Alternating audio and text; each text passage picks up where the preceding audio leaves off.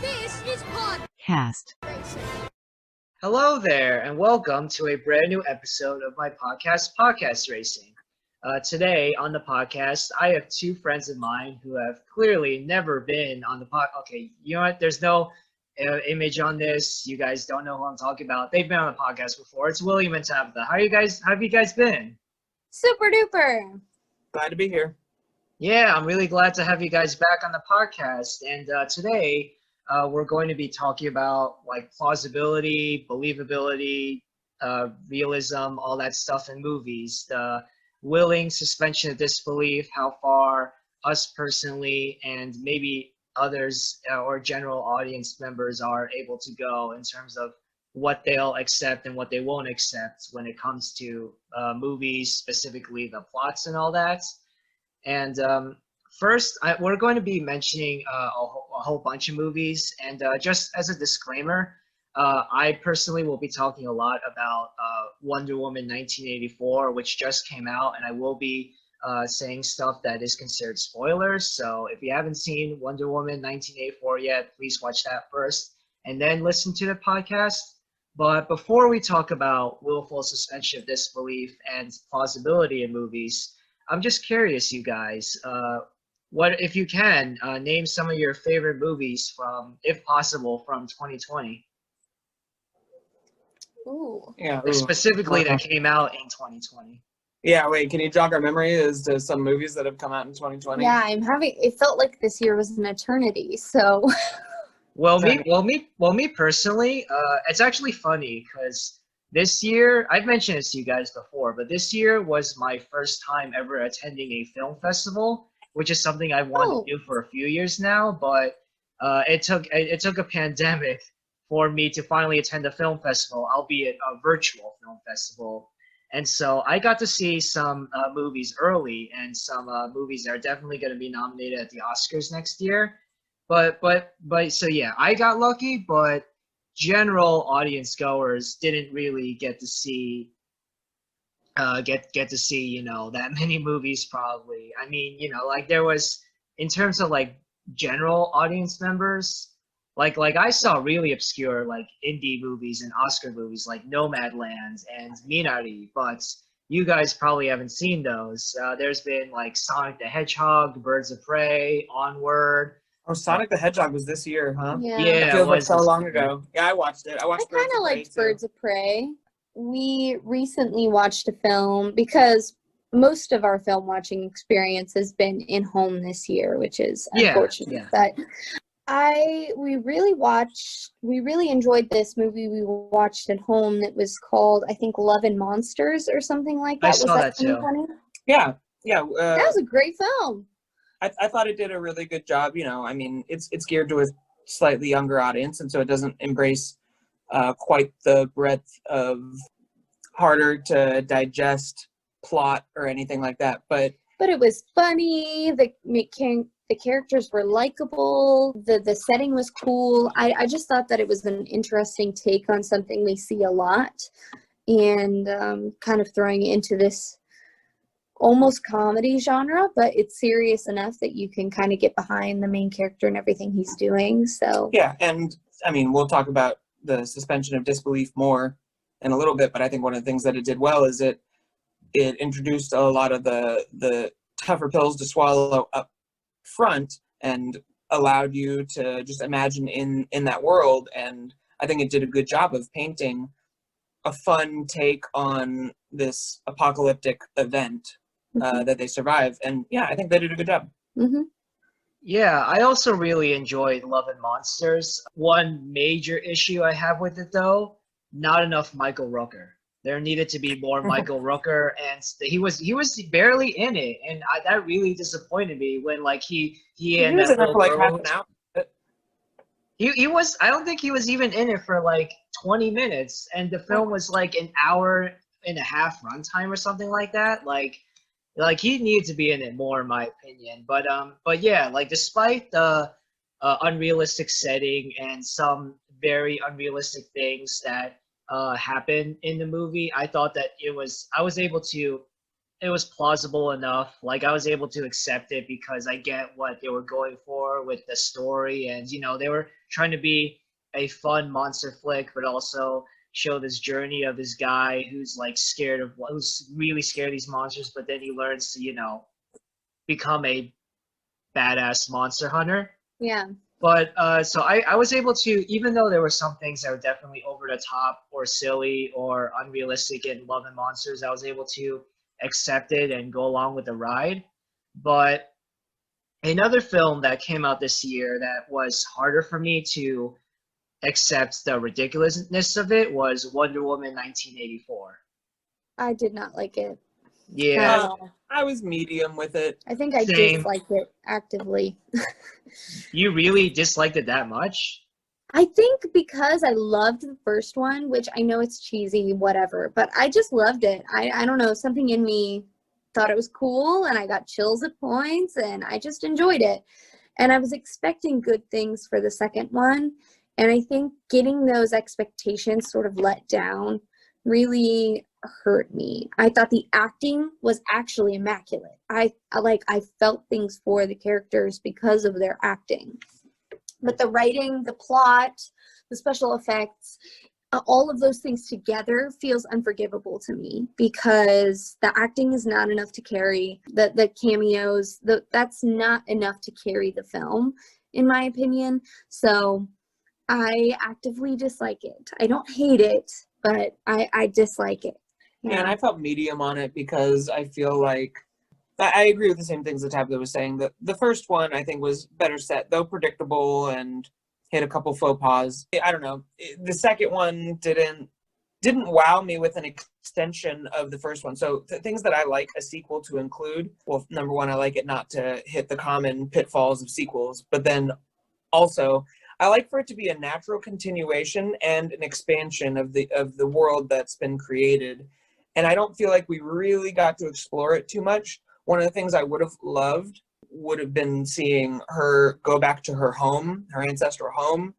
At some point, we get the throwaway flashback of her as a child, but it feels disjointed. Yeah, like it no really purpose. does. I would have loved to have seen something for her to go up against. You know, so she goes up against the wishing stone or whatever, and I would have loved for it to have been too much for her, and she would have gone back home. And she would have. Well, she can't go home. Like once Right, she leaves, she's once finished. someone leaves Themyscira, they can't go Yeah. back. That's literally She what her can't mom go said back. to her in the first movie. Oh Yeah. yeah, that's true. Yeah, so I don't feel that way, but I just don't like what they did with it. It felt, I mean, we'll talk about it more, but unbelievable. And Yes. and I felt like the character development was not good. And I felt like the dialogue was bad. And I felt like it hit way too many tropes. And it didn't do anything to make me excited for this film, which is really unfortunate because I really wanted to like it. So there are two routes that you can go. In the first film, she got criticized for being kind of a flat character, not having a dynamic enough.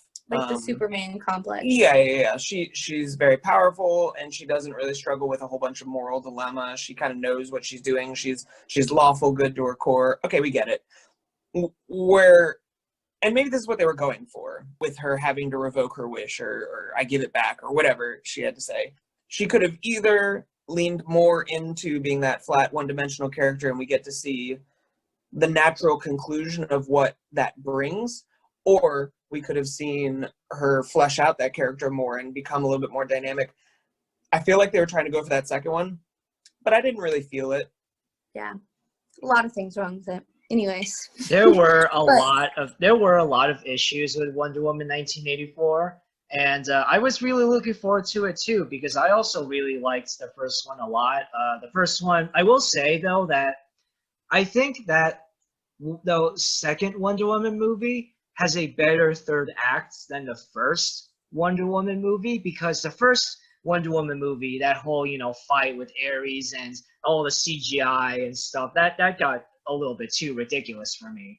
yeah, And implausible. But most of the implausible stuff with the sequel is in the first two acts of the movie for me. Like I thought that there were a lot of interesting concepts with like the concept of the villain Max Lord, you know, being who he is, and And also we love Pedro Pascal, so Pedro it's Pascal cool did a to see great him. job. Pedro Pascal did a really good job, and I also like the concept of, you know, the Dream Stone, the Wishing Stone, and bringing back Steve Trevor. But it was how they brought Steve Trevor back It's that bothered me. awkward. Yeah, because It's weird. she's basically kissing, making out with some random guy, but she sees him as Steve Trevor.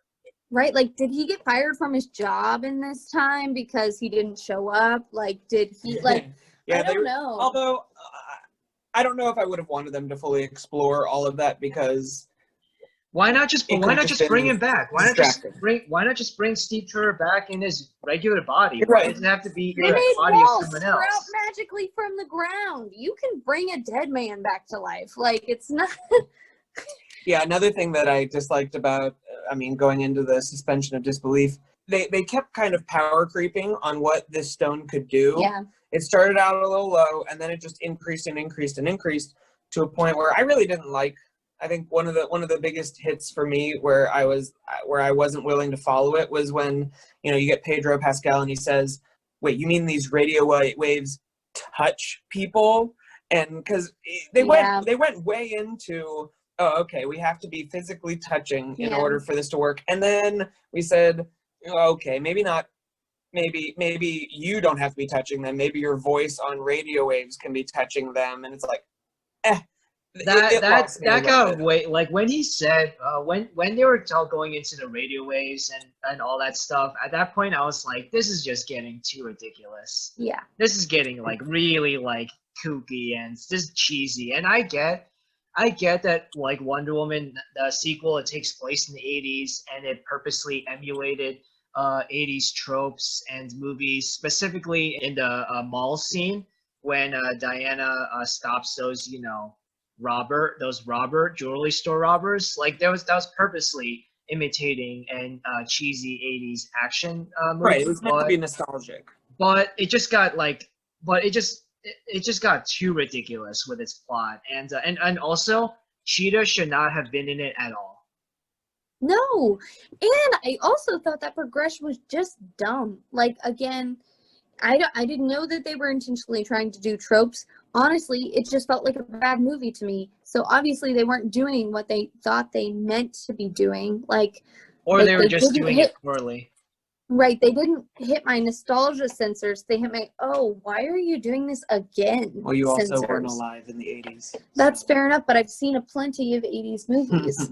So it's unfortunate to see like the second main character of the movie arguably be, oh, I'm ugly and I am so helpless and I can't walk in heels. And then, oh, I've got a beautiful transformation and now I'm a fearless beast and I'm a cheetah and I've got bad CGI on my face. And they literally just did the thing that all movies do. It's like, oh, she let down her hair and now everyone regards her as beautiful. Exactly. Like, it's so stupid. That felt a little off. And also, that was very off. Yeah. And she wanted to be beautiful like Diana, and she wanted to be more and more and more like Diana. I get that, but instead of becoming more beautiful, she ends up turning into this feral cat. Well, she in the end wishes. I know she wishes to be like an apex predator. Yeah. But you can be an apex predator, but not be a terrible CGI looking cat. Yeah.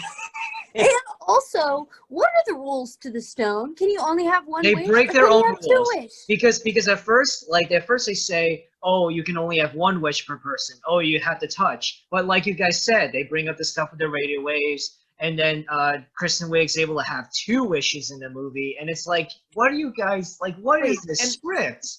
And help me understand something that I thought was foreshadowing or going to be explained more later. I don't feel like it did, but maybe I missed it. When Pedro Pascal's son said he makes his wish touching his dad, and he says, I wish to have your greatness or whatever. Yeah. And then you're like, oh, is he about to be the wishing stone now? And I was like, oh, plot twist, they're not going to kill a kid. But then that would have been so great. That would have been so great. It's exactly what I thought was happening. And then he was going to be powerless, and he was going to have to deal with that, and he wasn't going to get another wish because you only get one wish, so he couldn't just touch his son and say, no, I want it back. Yeah. It was that was going to be pretty good, and Diana would have been like, I can't kill a child, but he's the source of all these problems. It was going to be really good, but in the end they decided, nah, let's just go for the everybody give your wish back. Like, we're going to trust all humanity to be good enough to give How all your wishes back. unbelievable is that? Humans are crooked and bad and evil. And I get in the first one, Diana is idealistic and she's wholesome and she has these morals that she stands by. And I love that about her. But you cannot expect everybody in the world to be like that, because that's not the way it is. That's what makes her a hero, is that she stands out amongst the evil of humanity. She has this upper this upper hand to the evils of the world because of her, in this purity within her that's not found in normal people. And to not, I don't know, like, it was so stupid. And like, I can't believe that. And maybe if his end speech or her end speech, either one, had been something that stirred enough emotion within me, I could have been like, oh, maybe that would inspire everyone to give back their wish. But I didn't feel stirred by anything that either of them said, to the point where, like, I wouldn't have given back my wish, even if I had some flimsy wish that I was just like, oh, I wish I had a new car or something like that. What they said wouldn't inspire me to give my wish back. So I don't feel like it would have hit everybody. Yeah. I don't know. Yeah, I get what they were going for. Like, they were trying to go for this, like, hopeful message that, all of us, can, like, well, we all want something, but sacrificing it for the greater good. And if we all work together and sacrifice what we most desire occasionally for the greater good, then ultimately the world will be a better place. I get that message, and I kind of like that message, but executed through this concept of the Max lore, you becoming the Dreamstone, and then bringing in Cheetah because Wonder Woman needed someone to fight, and then bringing back Steve Trevor in the body of a man who already exists. Like, and what's worse is that like, Patty Jenkins, like, I initially gave her a lot of credit because I thought, the first one I really enjoyed, and I initially gave her all the credit, but she didn't have writing credit in the first one. But in the second one, she does have writing credit, and it's like, is it actually like her fault that the second one is like so like implausible and ridiculous? Yeah, I don't get the rules. And I think that that's what makes it so difficult for me. Like, I don't get the rules of the world we're in. What are the rules? Because if I can't understand that, then you know what? I'm not going to be able to get on board with what you're doing. And Exactly. that's one of the biggest rules of willful suspension of disbelief. If you set rules, follow them, and people are so willing to go along with you, even if you do something really weird. Like, okay, one of the basic things that we see all the time is people go into outer space and they encounter other humanoids on other planets everywhere. And then naturally, it's what I did. We just rewatched Avatar for the first people. Yeah. We rewatched Avatar for the first time. I hadn't seen it since it was in theaters. And so rewatching it, I was like, oh man, this is just as good as I remember it. But I did say some things like, are we really to believe that these people evolved independently of humans, and they both pretty much emerged the same with fingers and toes and limbs, and like, they're humanoid, right? But you're willing to suspend your sense of disbelief because you are along for a great ride and they follow the rules that they've laid out in the universe. If you violate rules that you've set out, people are not willing to stick along for the ride. They're like, but you said it works like this, and then it didn't. So you've kind of lost me. My immersion is gone. If you set up the rules of the world in which like the story of the movie takes place, and if you consistently stick by those rules, and yeah, like, I'm gonna repeat what William said, that no matter what ridiculous thing you do, I'll still accept it and enjoy the movie. One of the biggest movies that does that, Interstellar. There's a lot of moments in Interstellar that are over the top and unrealistic and occasionally kind of cheesy, but there was a certain goal that Christopher Nolan had with telling this story and this message about how love can be the answer sometimes, and he stuck with that. and he set up, rules for this world, and he never broke them. And like you can tell that like there was like a lot of care put into telling this story of Matthew McConaughey's journey, and this message of love, like is like the answer sometimes. And they never went too like ridiculous or implausible or cheesy. Like some moments, mostly with Anne Hathaway's character, I'm like, that seems a little bit far-fetched. But for the most part, I really enjoyed Interstellar, despite some of the things, goofy things that they did, because in terms of like the rules of the worlds that it takes place in, they remained like consistent. And I think that that's why the last Star Wars movie is especially bad. Because we've always had a power creep in Star Wars. Like every episode, you're seeing something new, and sometimes we get up in arms about it, and sometimes we accept it just fine because we're like, oh, there are unknown things about the Force and how to use it.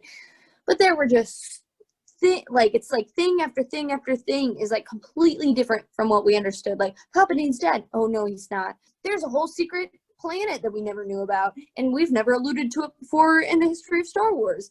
And there's like, it's just like everything is so much, you're breaking the rule time and time and time again, and I'm just like, I'm sorry, I can't believe you anymore. Like if it had just been like the lightsaber slip between Rey and Kylo Ren, I would have been like, wow, what a cool way to use that Force connection, that was awesome, because I actually loved that moment. But then it was just too many things all at once that were just too unbelievable. Yeah, and that's another big thing. Foreshadowing covers a lot of sins. Yeah. Right? So even if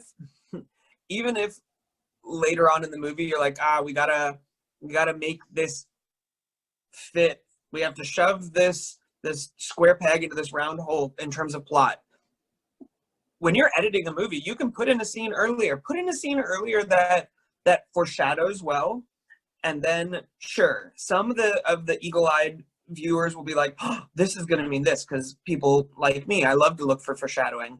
But some might not. Either way, it appeases people. Your sense of disbelief isn't broken because it didn't violate rules. It was alluded to earlier, and that really glosses over a lot of things. Or like have Snoke say a line that Palpatine would say, so that we're like, ooh, why did he say that? Or like, like literally anything. And now in The Mandalorian, they're using The Mandalorian because it's so But it feels retcon. It feels like it was after the fact, and they're trying to patch over the shoddy plot holes in the sequel series by using The Mandalorian to say, hey, this could be why Palpatine's still around or whatever. It was bad that Disney bought Lucasfilm and went forward with this trilogy without even having a plan in the first place. But oh my god! But even though there are flaws with Force Awakens and Last Jedi in terms of a consistent narrative, you still could have like salvaged it, and you still could have brought something like, no matter how like over the top. Because Star Wars, look, I don't mean to offend any of you out there, and when I say this, I don't mean to be mean or anything, because I say this as a compliment. Star Wars is goofy. Star Wars is cheesy. Star Wars is extremely implausible and unrealistic, but I love that. I love it because the worlds that was built, created by George Lucas and built on by people like Dave Filoni, it feels like, for the most part, with the exception of the Disney movies, it feels all very consistent. You could have done something better with The Rise of Skywalker, even if they could have salvaged it, but then they decided to go really jump the shark and say that Rey was a Palpatine, which is still annoys me to this day. Or then this is another thing, for her to be a Palpatine, but then at the end say she's a Skywalker. I get what they're trying to do. No. I get what they're trying to do, but they didn't do it well. Yeah. And if you really wanted it to be about, to end out on, we're ending with the Skywalkers, keep Ben alive. The answer's easy, bud.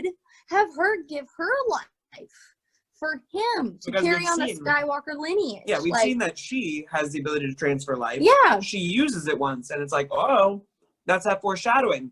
if she channeled her life into him so that he was still around, that would have been better. Yeah. Anyways, there are a lot of things to dislike, but something I love about Star Wars is in general, you can like get so deep into lore. There are hard set rules throughout the galaxy that we have an understanding of as fans. And you can keep going deeper. And a lot of the time, like, even people make jokes about Samuel L. Jackson and the purple lightsaber. We have lore to back that up now. Like, you know what I mean? Like, we have a reason for, like, everything happening in the Star Wars universe. And to just have so many things that don't follow the rules is inexcusable. You have so many rules to work with, and you have so much lore to work with. Yeah, they had so many things. One of the things that I like so much in talking about this topic, I was watching something from College Humor and kind of talking about improv acting and stuff like that. And one of the things that helps you be believable is to put scientific mumbo jumbo behind it, like whatever. And when dealing with sci-fi or whatever, it's equivalent in dealing with fantasy, people only have so many question marks, right? They can only ask so many questions. You have the example that he gave was you have faster than light travel. People are like, well, how do you have faster than light travel? And in terms of Star Trek, it's dilithium crystals or whatever. And so you're like, oh yeah, dilithium crystals. And no one goes, dilithium? Wait, 2 lithiums? They just go, oh, okay, you have an answer, right? Like, okay, check. Like, I'm in it. You have faster than light travel because of these crystals. Magic crystals, whatever. Pseudoscience. I'm fine with it. They don't keep asking questions. And so if you just back up your plot, if it's sci-fi, back it up with pseudoscience. If it's fantasy, establish a world with set rules, right? Because if it's fantasy, you determine the rules and you establish set rules for it. And then people are on board because they only have so many question marks. But if you don't answer their questions, then they're left confused and not immersed in your world.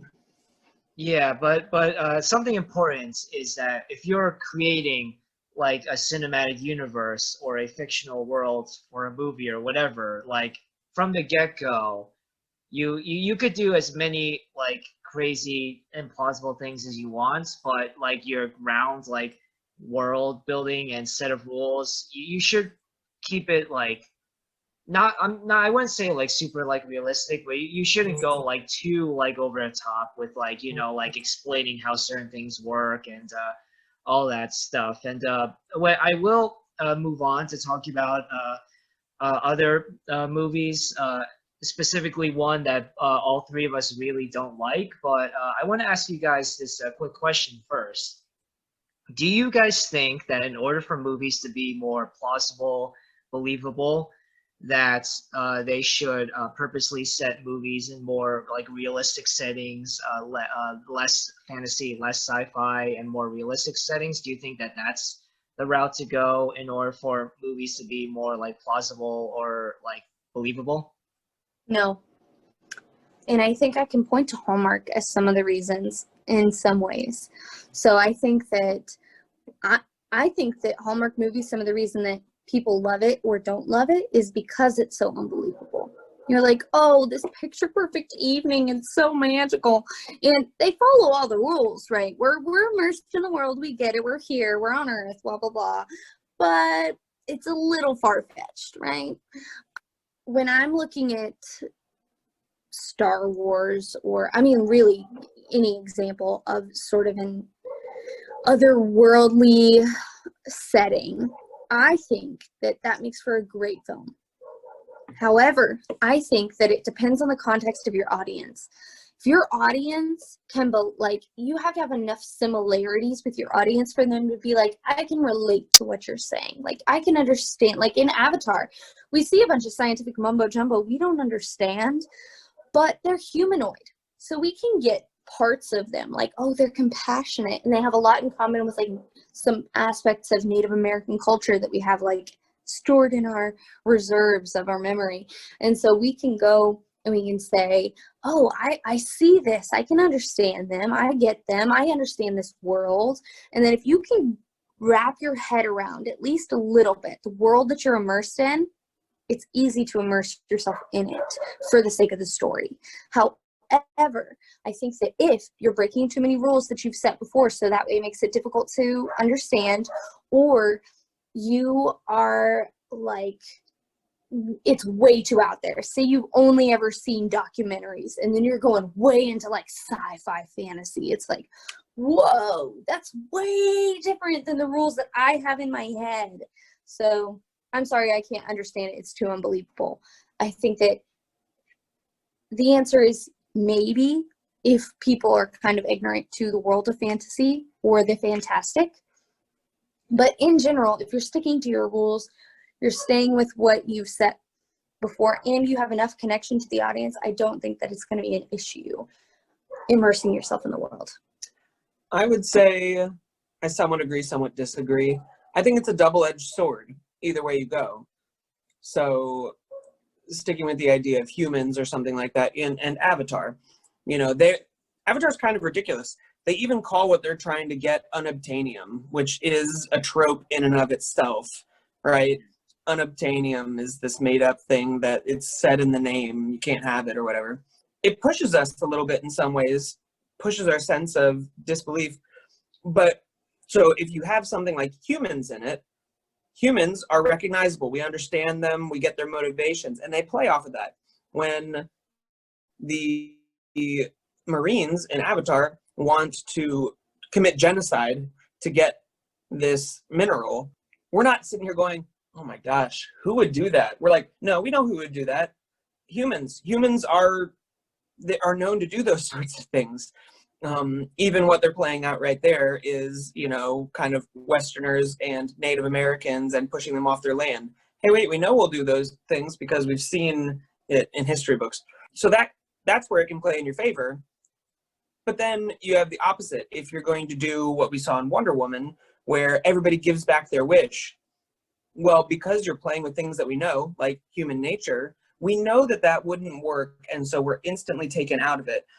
If this was an alien race and we knew nothing about them, and maybe they all harbor this altruism that leads them to give back their wish, well, then that plays in your favor in that case, because you've invented this race of people and they're not subject to the whims of human nature. So if you're playing with things that we know and you stick to the rules, that leads to better immersion. If you're going to switch to something that we don't know and you set good rules and stick to those rules, well, then that's good too. But you can't really, you have to go one path or the other. If you go down the middle road and straddle the line, it's going to ruin your believability.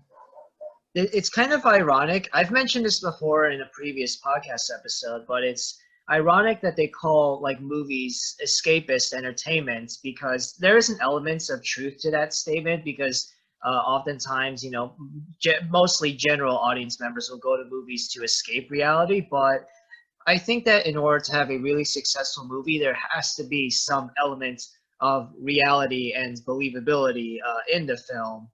And this is kind of off topic what I'm about to say right now, but did you guys know Avatar, the score was done by James Horner?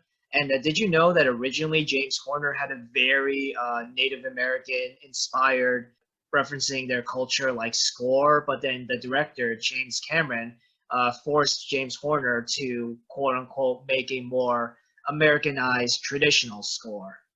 I saw that and I was so bothered because I watched Sideways, which is like this musical YouTube channel who dives into, I love that channel so much. Yeah. And that's where I got it. That's where I got that trivia from. Yeah. And these concepts that he was coming up with were, so amazing. But then to see them all discarded so that we could connect to the audience again, maybe it was a good plan on just like a being able to sell the movie level. Like maybe things were too far out there and they were like, oh, if we make it way too weird, people just won't immerse. They won't care enough about these characters. Like they feel too foreign. But I'm sad that it didn't happen like that. Yeah, me too. Yeah, it really bothers me when they do stuff that when like studios force filmmakers or like directors or whoever will force like whoever to change certain things or do more familiar things so that they can, make more money at the box office and be more familiar with general audience, mainstream audience members. It really frustrates me when they do stuff like that because most of the time, the weirder and more experimental stuff is stuff that, in my opinion, would improve the film. Well, look at film festivals and stuff like that. If it's going to be a blockbuster and it's going to get into movie theaters across America, those are going to be the ones that they've made more palatable for your general audience. But then the ones that win awards and go to film festivals and didn't make it to the theaters, those are often the ones that push the envelope or do things that, well, maybe the general audience wouldn't agree with it, but they know artistically this is how it has to be. And I mean, that's where good cinema comes from. Both have their merits, but in the end, we see which one ends up winning the awards, right? Yeah. It's lately been really frustrating me when I hear that a studio will make a director, filmmaker, or whoever not do something that's more experimental or artsy and do something that's more mainstream and digestible. But I want to talk about now another movie that all three of us dislike that I saw recently. That, in my opinion, I get what the filmmaker's intentions were and what the theme was supposed to be, but it was just executed in a really awful way, in my opinion. The Netflix movie, The Platform. Right. Yeah. We wanted to like it. The general premise of it was like, oh, okay. I'm kind of into that general premise. It quickly fell apart for a variety of reasons. Especially that with the ending. The ending was just awful.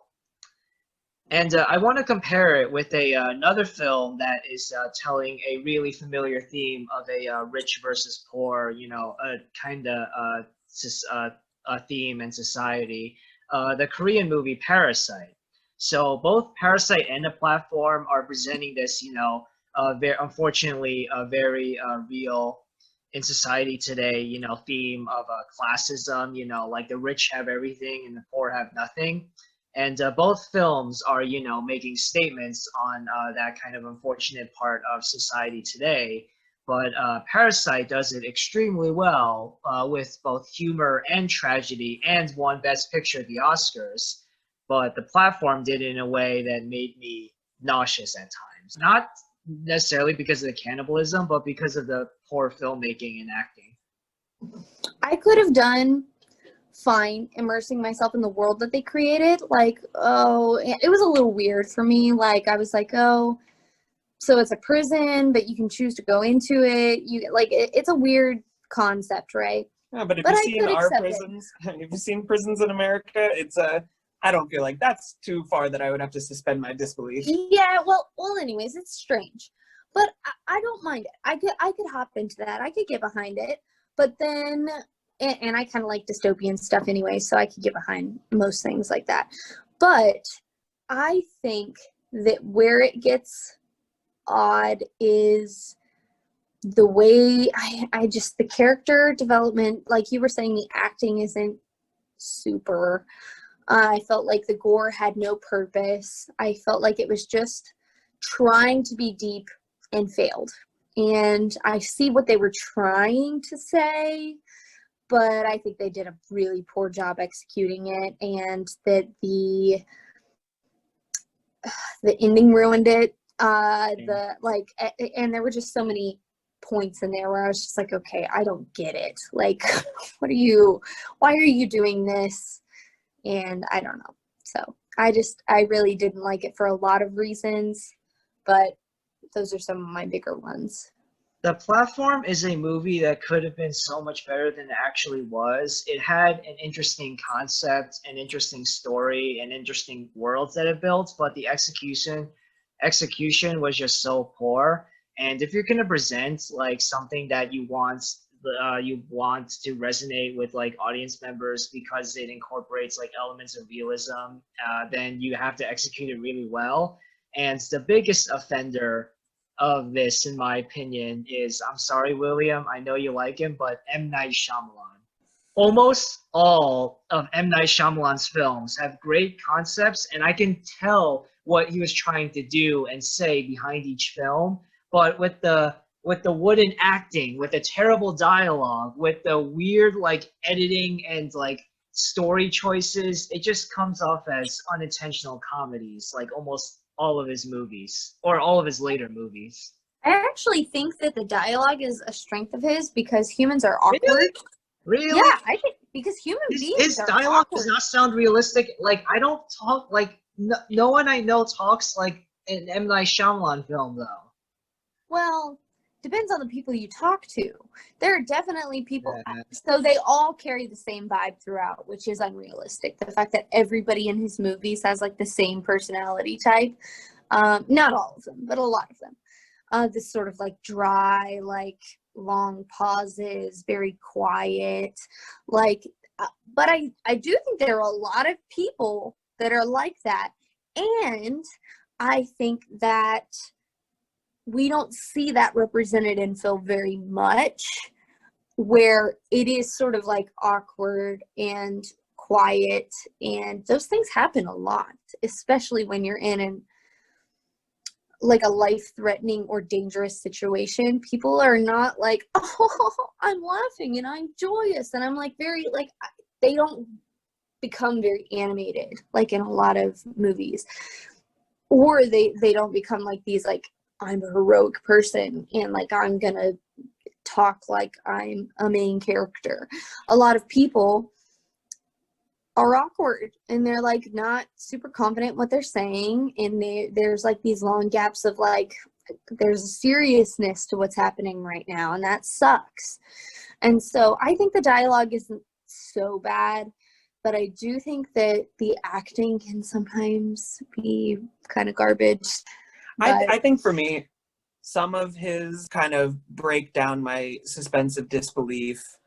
An example of that would be like Signs. Yeah. I was so on it, and I was like, "Yep, okay, I'm with this." And then it's like their greatest weakness is water, and they came to a planet that was 70% water. It's like Exactly. yeah, okay. I lost my sense of disbelief there because he didn't do what we've been talking about, which is mess up his own rules. He was consistent, but in trying to have the twist that he desires to have, the twist kind of sucked, right? So Signs was a more or less good movie that was ruined by that detail. Well, except here's what rule I think he did break. These aliens are smart enough, like they got to Earth, right? Like they're on our planet. They made it. They're at least somewhat intelligent. But they managed to come to a planet that's basically water. And that, I think, is breaking its own rules and saying they're smart enough to pick a planet with sentient beings and like to be able to travel here and blah blah blah blah blah, but then they're too dumb to look for their greatest weakness that's throughout the galaxy. You can't really make the argument that perhaps they've never encountered water before and they didn't know it would be their weakness. Like it's out there. It's commonly occurring. I will say I will say that one thing that is pretty over the top and kind of cheesy, but it works for the story and the theme that M. Night did is the twist in Unbreakable. So a lot of people really dislike the twist in Unbreakable. They feel like, oh, M. Night added a twist just to add a twist, but I would disagree. The first time that I saw Unbreakable, this twist was spoiled for me. So I watched it from the perspective of knowing that Elijah Glass is that his name? Yeah, Mr. Glass. Elijah Price, aka Mr. Glass.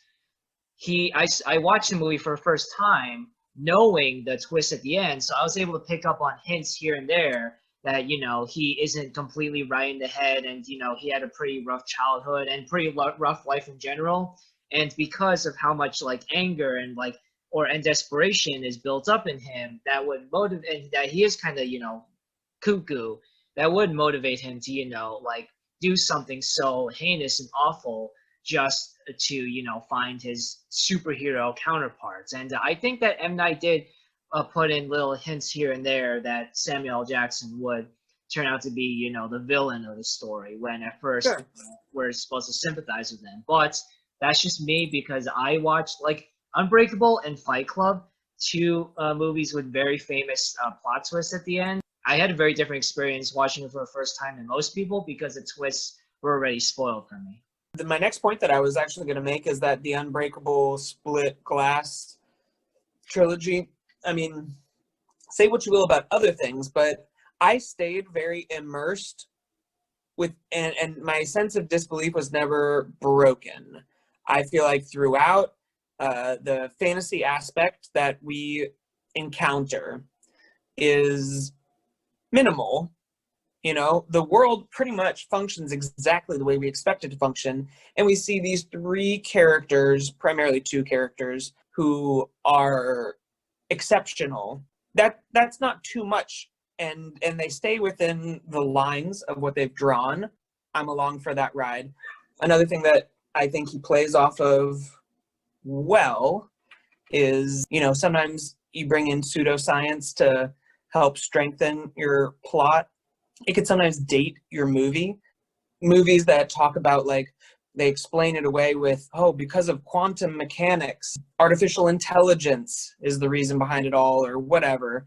They hit on current topics that are cutting edge for us as a way of explaining like futuristic things. It dates the movie because after we've solved the problem of this or that and we watch it in the future, we look back and we're like, ooh, that is not the way that quantum mechanics worked at all, and whatever. But I think that he plays off of this whole split personality thing, and that it has the ability to change you physiologically. I don't know. I thought that was a fine touch, even though it's kind of off base. But you know that you're going to suspend your disbelief a little bit. I think for as far as the suspension of disbelief, at least that trilogy did it for me. I stayed immersed throughout. I do agree with you that Unbreakable and Split, there were moments that were definitely like over the top and cheesy, but it never got to a point where like it completely took me out of the movie. Like I still thought that the core story was executed pretty well. Cinematography was the best that M. Night has ever done, and the acting was good enough for me to forgive some of the weird dialogue. Glass just got too ridiculous for me, especially with the introduction of that stupid secret society. Like that was just dumb to me. At that point, I was like, I give up. I think one thing that did seem in Glass maybe a little bit forced was the girl. Society? No. The girl from Split who ends up, she kind of has Stockholm. Yeah. She has Stockholm syndrome a little bit, and she kind of starts to care for him. I could have maybe been on board with it if it didn't seem like it was so engineered because they needed someone who cared about each of the three of them, right? Yeah. You needed Glass's mom to care. You needed Bruce Willis's son to care, and then he needed someone to care. So they made her have like Stockholm syndrome so that she was in his corner, and it just seemed a little too obvious and a little bit too forced. But I mean, other than that, I held in throughout that movie, I think. I personally had a very different experience watching Glass, especially towards the end. And also, it was ridiculous to me that the three, Casey, Bruce Willis' son, and Samuel L. Jackson's mom would get together at the train station at the end and reveal that they're superheroes together. Wouldn't they avoid each other after all the trauma that they've been through? Wouldn't they never want to speak to each other again? And wouldn't they want to erase that footage actually? Because wouldn't they want to agree with Sarah Paulson's character after all the crap that they've been through with Bruce Willis and James McAvoy fighting and all that stuff? I don't know as I necessarily agree with that. I think trauma does often bring people together. They don't have anyone else to talk to about it, so they have each other to talk to. What I will say is, and hey, it's the wrapping up of the trilogy that he knows, I'm not making anything else in this series. In the wrapping up of the trilogy, it did seem like they put a little bit too nice of a bow at the end, right? they all came together, they put the facts out there to the internet, and it's all released. And hey, it's a bittersweet ending because we lost our loved ones, but in the end, the word got out, and yeah, it wrapped it up with too nice of a bow, and just felt like they won in the end. Yeah, I definitely agree with that. And something surprising, a surprising thing that M. Night Shyamalan films and Christian movies have in common is that they have like great concepts or like interesting stories but the execution is garbage basically, because like most of the Christian movies that I've seen in my life, I get what they're trying to do and say, but it feels too often like the filmmakers behind these Christian movies are more focused on preaching to us rather than, Yeah. telling a good story. Like at least with M. Night though. At least with M. Night, you can tell that he had a plan from beginning to end of what he was gonna do, and he stuck with that plan, even if the plan was ridiculous and stupid, like having the eagle somehow survive on Earth in After Earth, but then when Jaden, is freezing and then he dies protecting Jaden, like what was that all about? I don't know if you guys seen After Earth, but that was just,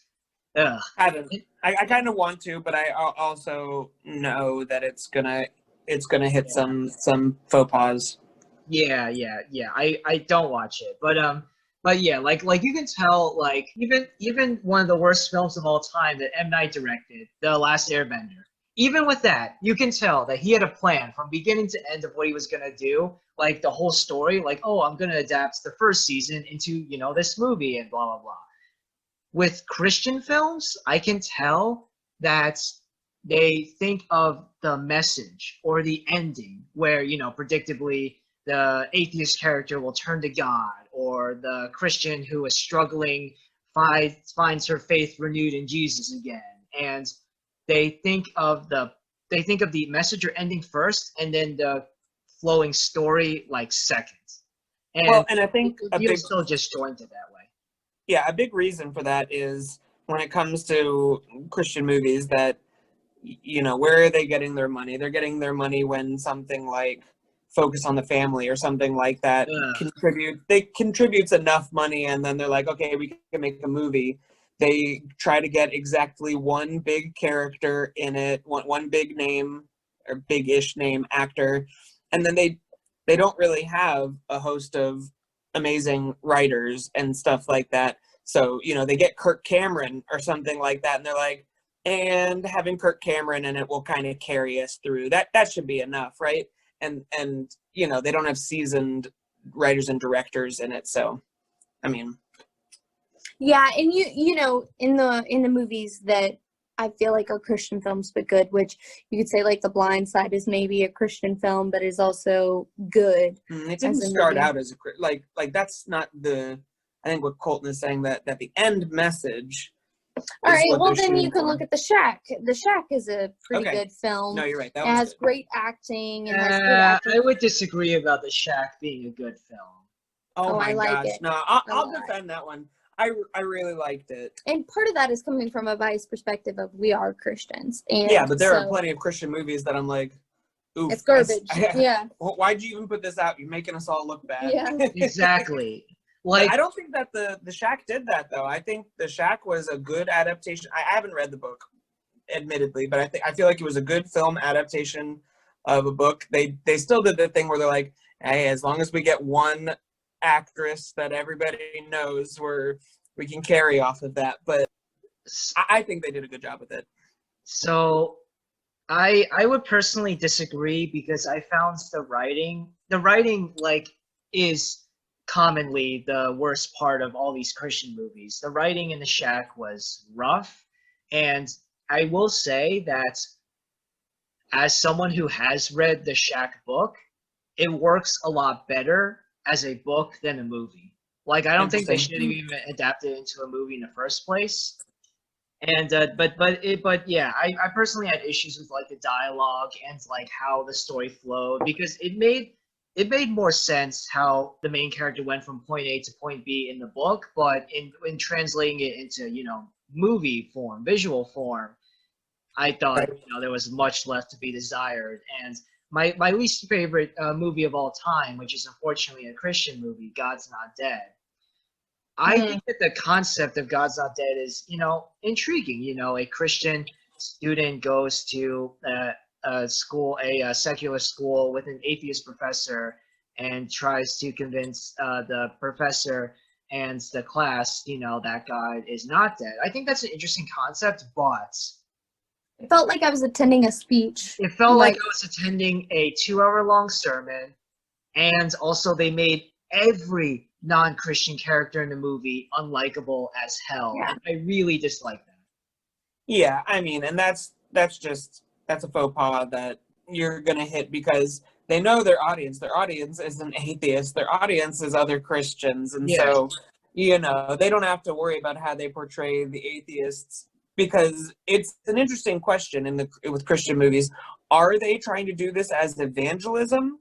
In which case, some hit the mark, some maybe don't. Or are they just trying to market this as a feel-good movie to Christians? And again, some hit the mark, some don't. and also I think that a problem with the Christian movie realm is that in a lot of situations it comes off as propaganda, and it just feels like they're trying to convince me of something that I already believe, or like they're trying to make the other side look terrible while trying to make this side look so amazing and beautiful. And maybe pieces of that are true, but you're doing it so much that it's like, I don't want to believe what you have to say. Like, you're being ridiculous about it. Yeah, you're setting up like straw man Yeah.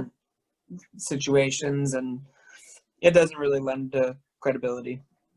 exactly. Yes, the Christian films, like they advertise them as being, like, oh, like if you watch like interviews of the cast members of some of these like Christian films, like being or the directors being interviewed, the interviewers will like and the cast members will talk about how like they really went for realism in these Christian movies, and I just laugh every time I watch these interviews because it's just so these situations and characters are so far-fetched or so like cartoonishly unlikable that there's no way that you guys are going for Yeah. realism. You guys are going for propaganda, Christian propaganda, and like anti-Christian messages, and it really bothers me because I know I have non-Christian friends who I have invited to watch God's Not Dead, not for entertainment, but for research. A couple of friends I've invited have all told me the same thing, that this God's Not Dead makes them dislike Christianity and God even more, and that's bad. That's really bad for a Christian film to do.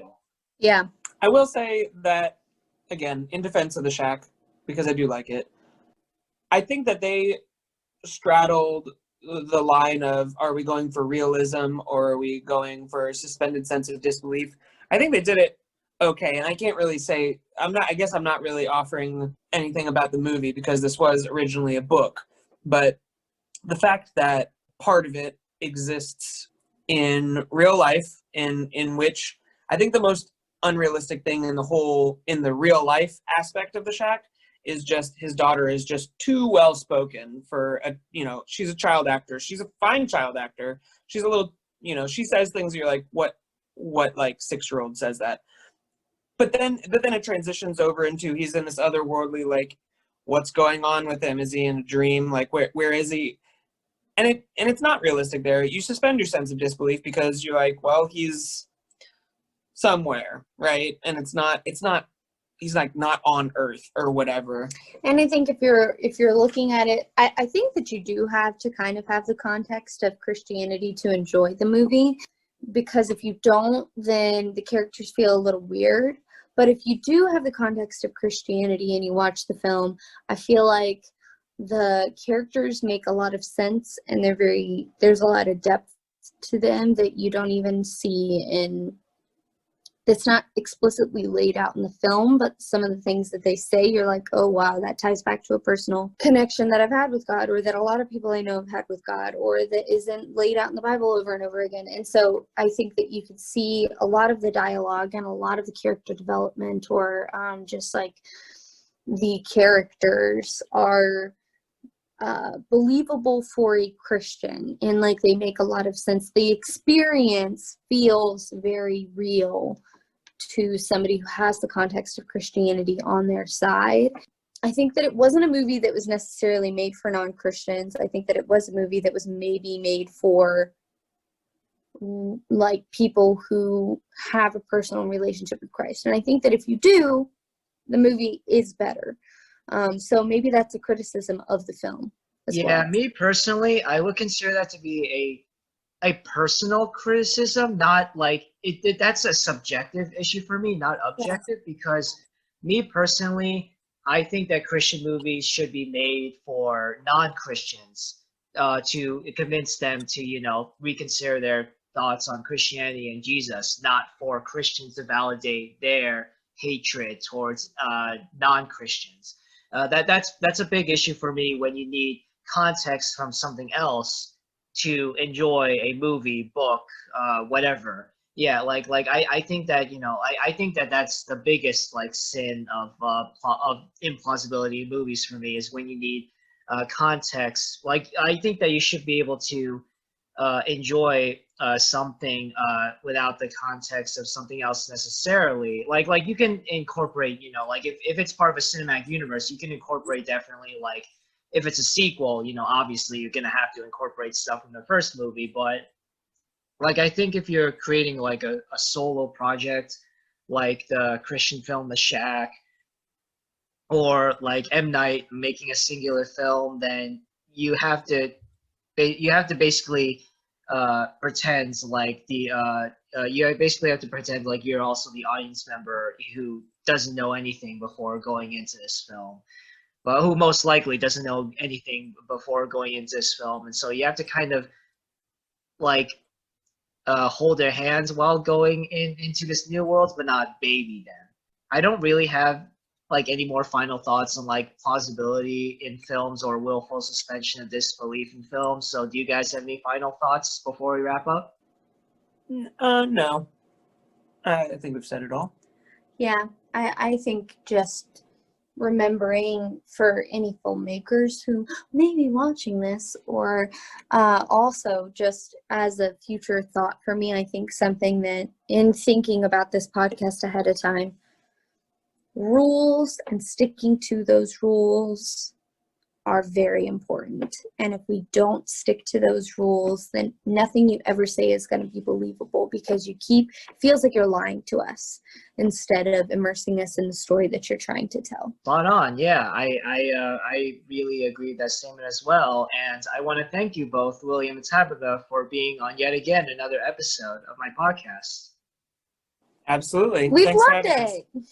Yeah, and one last thing I'll say is that it really does depend on who you are, what your preferences are in terms of movies, and who you are as a, you know, movie watcher. But yeah, thank you guys again for being on the podcast, and thank you all for listening to another podcast of my podcast Racing. I hope that all of you are doing well, and that our conversation was interesting enough to you. And yeah, I'll see you guys next time. Bye.